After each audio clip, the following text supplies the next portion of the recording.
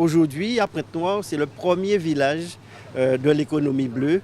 Nous avons à peu près 28 exposants qui sont là. On a une course avec 30 participants et bien sûr, nous avons le public qui a répondu à cette invitation.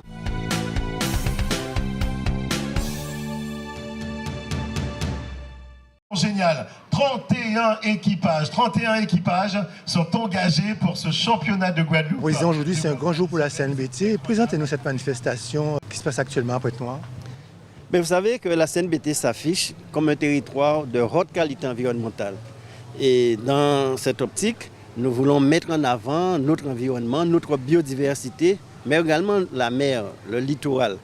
On a cette particularité, cette chance, je dirais, d'avoir 3 façades maritimes. Quand vous êtes à Pointe-Noire, vous regardez la mer, vous regardez les plages de galets.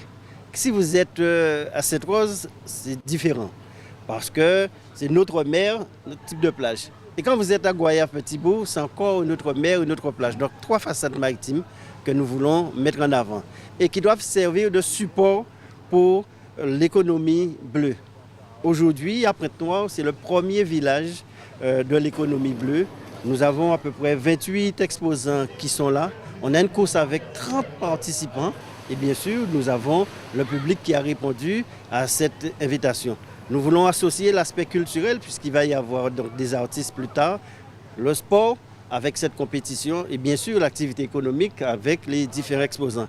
Donc le territoire du Nord-Basse-Terre veut s'afficher comme étant un territoire en termes de développement nautisme, maritime, tout ce qui qualifie l'économie bleue. Il faut se rappeler que cette année, on a inauguré la base nautique de Sainte-Rose. À la fin du mois, nous allons inaugurer la base nautique de Petit-Bourg.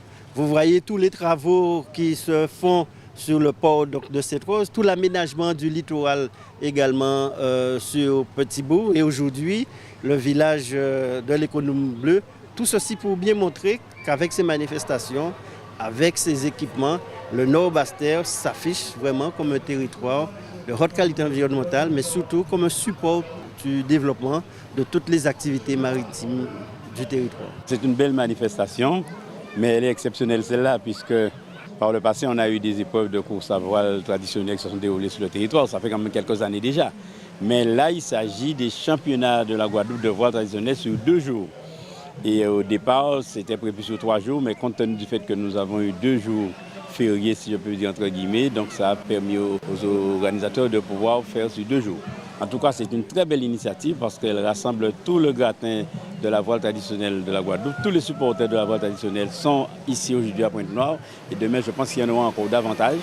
La voile traditionnelle, ça nous parle puisque par le passé, des Pointe-Noiriens utilisaient des bateaux à voile traditionnels pour commercer, pour aller vers Basse-Terre, vendre leurs produits, que ce soit du bois, que ce soit du charbon, que ce soit des légumes. Ils allaient à la pêche aussi, ils allaient avec leur canot à voile.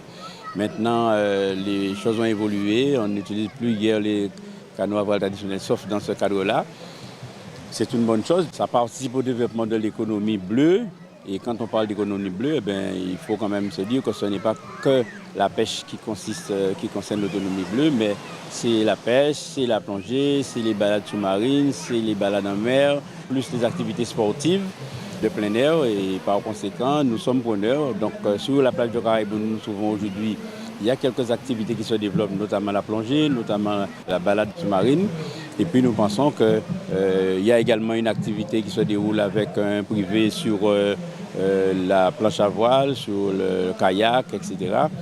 Et nous avons la chance d'avoir un littoral qui est relativement long puisque ça part de Mao jusqu'à Baie-Argent avec les plages de L'Anscola, avec Caraïbes, avec Petit-Anse, avec le port de pêche de Baie-Argent.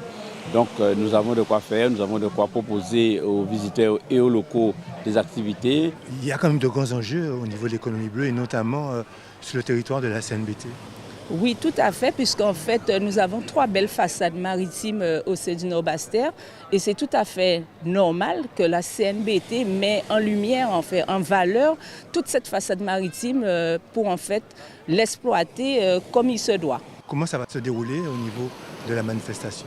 Le matin, c'est le départ, Et aussi, on a fait les coureurs participer un petit dico pour les mettre en forme pour partir au point de départ dès 9h, 9h55. Et en fait, ils vont virer, je crois, à Malandure, puis revenir à Dayay pour venir enfin sur la plage Caraïbe. Il s'agit du championnat de la Guadeloupe de voile traditionnel.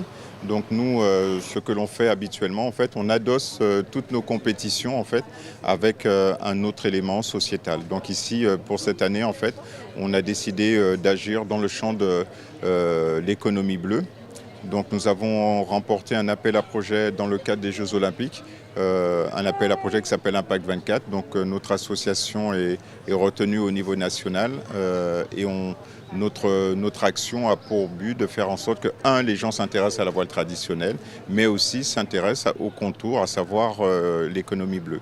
Donc le titre du projet que l'on propose, en fait, s'appelle les sports nautiques, la voile traditionnelle à la conquête de l'économie bleue. Comment justement attirer le public guadeloupéen vers cette économie bleue qui est quand même nécessaire pour le développement de notre territoire? Tout d'abord par un détour, en fait. Donc on a 2 spectacles intéressants, en fait, 2 concerts avec Dacha et Tempo Classique. Donc ça nous permet d'attirer des personnes, en fait, qui viendraient entendre et voir certaines choses musicales. Et à partir de là, donc on va leur parler de voile traditionnelle. À côté de ça, il y a un village où, avec des actions, des animations ludiques. Et le public vient assister à cela et en plus, en fait, on peut leur faire comprendre certaines choses sur la voile traditionnelle, sachant que la voile traditionnelle, c'est un pan important de notre patrimoine. Ce sont des magnifiques machines, en fait, construites en Guadeloupe avec des matériaux de chez nous. Et donc, en fait, il ne faut pas qu'on le perde. Donc, on se bat pour que la population s'y intéresse. Donc certes, il y a la compétition, mais il y a aussi en fait d'autres éléments qui rentrent en ligne de compte, comme l'entraide, la cohésion, tous ces éléments qui permettent à une société de rester en équilibre.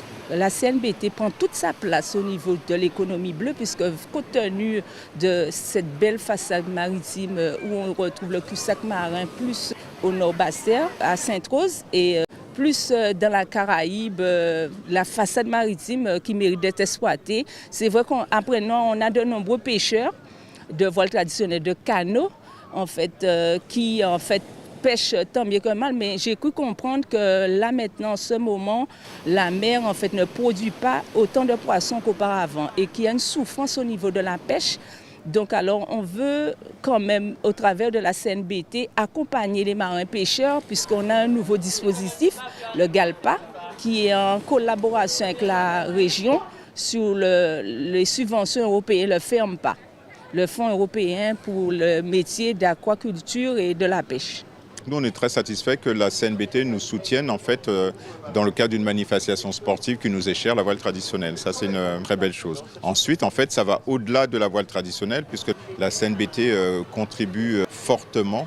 C'est notre principal partenaire en fait, sur cette manifestation pour le financement du village, pour le financement de la course. Tout ça, ça a un coût.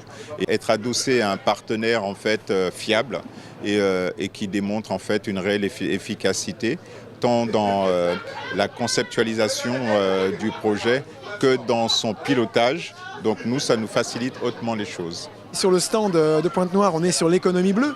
Et qu'est-ce qu'on fait dans l'économie bleue? Eh bien, on valorise, tout ce qu'on trouve à la mer et en terre, parce que tout ce qu'on trouve en terre, c'est des choses qui ne vont pas aller à la mer. Parce qu'évidemment, il faut savoir que le recyclage en Guadeloupe, c'est beaucoup, on enterre beaucoup. C'est 900 000 tonnes par an, quasiment 900 000 tonnes qu'on enterre. Et donc, ce qu'on enterre va à la mer parce qu'on est sur une île. Tout ce qu'on arrive à recycler, ne va pas en mer. Donc ça, c'est vraiment l'intellectualisme, enfin c'est le génie humain qui parvient à recycler, à détourner ce qui est compris au départ par les technocrates comme étant de la masse à brûler ou à enterrer. Au Fab Lab, on fait de la recherche, entre guillemets, on recherche des nouvelles idées pour valoriser. Je présente aujourd'hui l'invention du capitaine du Fab Lab, qui est un des fondateurs du Fab Lab, qui a obtenu hier la médaille d'or au concours Lépine. Une médaille d'or, donc il ramène une médaille d'or en Guadeloupe. Nous sommes très fiers de cette médaille d'or, mais également il a obtenu une médaille d'argent juste quelques semaines avant avec une autre invention. Et donc aujourd'hui je vais vous parler de l'héliosienne. Donc l'héliosienne, la voici, cet objet bizarre et biscornu. Ici vous avez une lentille qui concentre le soleil sur les panneaux photovoltaïques qui sont à l'intérieur. Et vous avez également 2 déflecteurs de chaque côté qui apportent de l'énergie de chaque côté et qui permettent d'apporter le maximum de lumière du soleil sur chacun des panneaux qui sont tournants. Alors l'avantage de ces panneaux qui sont tournants, dont on voit ici l'axe, c'est qu'à chaque fois qu'un panneau tourne, il se refroidit, il se rafraîchit, et il faut savoir que le panneau photovoltaïque perd de son efficience à chaque fois qu'il chauffe. Donc le fait qu'il tourne permet de le ventiler et donc d'augmenter son rendement. Ça n'existait pas. Maintenant c'est fait, c'est breveté et c'est médaillé. Donc voilà, nous sommes très fiers de cette invention. Quelques semaines juste avant, le capitaine a obtenu pour le Fab Lab une médaille d'argent au concours d'innovation internationale en Suisse. Nous sommes également très fiers de cette médaille, mais avant tout de cette invention qui permet d'attraper les larves de moustiques, donc de limiter l'impact du moustique sur la santé publique. Et ça, il faut le dire, ce sont 2 inventions, donc 2 brevets faits en Guadeloupe. C'est lui, si tu as un message adressé à ces Guadeloupéens qui ont gardé à présent là, qui message vous avez dit? Alors, on t'a dit que c'est vrai, nous avons dit nous que ne faut pas aller en mer, nous payons en mer, il ne faut pas aller en mer là parce que nous ouais, nous avons une sorte de paix dans ça, mais on a dit que la mer apporte l'eau activité. Et on a pensé qu'il est temps que Guadeloupéens nous prennent conscience de ça parce que des fois, c'est des gens qui aussi d'autre côté. Ils ont venir faire un petit stage pour ne pas parler, pas nommer non à plonger. Là, ils voient ça intéressant, ils ont retourné ici, ils ont formé, et puis ils ont travaillé et ils ont vu de ça. Donc on a dit, nous en Guadeloupe, peut faire même bitin là aussi. Des fois, nous là, nous cassons des beaux chemins, pas rien. Il faut nous prendre un bâton de pèlerin, il faut nous démerder nous, aller voir les autorités, aller voir les instances, former nous. Et son avenir, on avenir, si on l'eau avenir, ça peut proposer nous. Parce qu'à part toutes ces bitins là, comme activité, ni réparation à bateau, ni réparation à voile, ni réparation à moteur, ni des gréements pour préparer, ni un lot bitin que nous pouvons faire. Et si nous ne pouvons pas faire, nous, ou bien nous qui fait en place en nous. Voilà. Très chers concitoyens, en fait, la voile traditionnelle, en fait, c'est une activité bien de chez nous. Le canot Saint-Oise, c'est vraiment un bateau qui est fait chez nous. C'est notre patrimoine. Donc, regardez bien l'intérieur, comment c'est fait. C'est vraiment une œuvre d'art. Donc, je vous encourage vivement, en fait, à nous aider à le préserver. À côté de ça, il y a la dynamique sportive, donc il y a une belle lutte sur l'eau. Et donc, c'est très intéressant. Je tiens à dire aussi que pour la première fois, il y a plus de 60 femmes qui sont inscrites. C'est-à-dire 6 canots de filles et c'est assez exceptionnel pour être relevé. Je pense qu'il faut qu'on se réapproprie de nos traditions, c'est-à-dire le canot à voile, les canots et voiles traditionnels. Il faut qu'on se réapproprie, il faut qu'on crée des associations, il faut que les jeunes en fait, se mettent en mouvement pour pouvoir mettre en valeur tout ce qui a trait à l'économie bleue.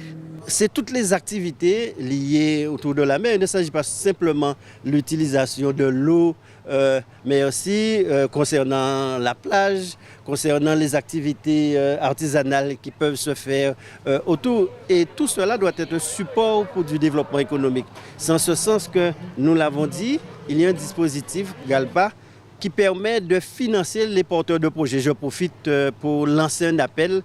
Les jeunes de Goyave, Petit-Bourg, Lamentin, Sainte-Rose, Déhé, également Pointe-Noire, qui ont des projets, soit dans le nautisme, soit au niveau de la pêche ou sur la plage, en fait, tout ce qui caractérise l'économie bleue.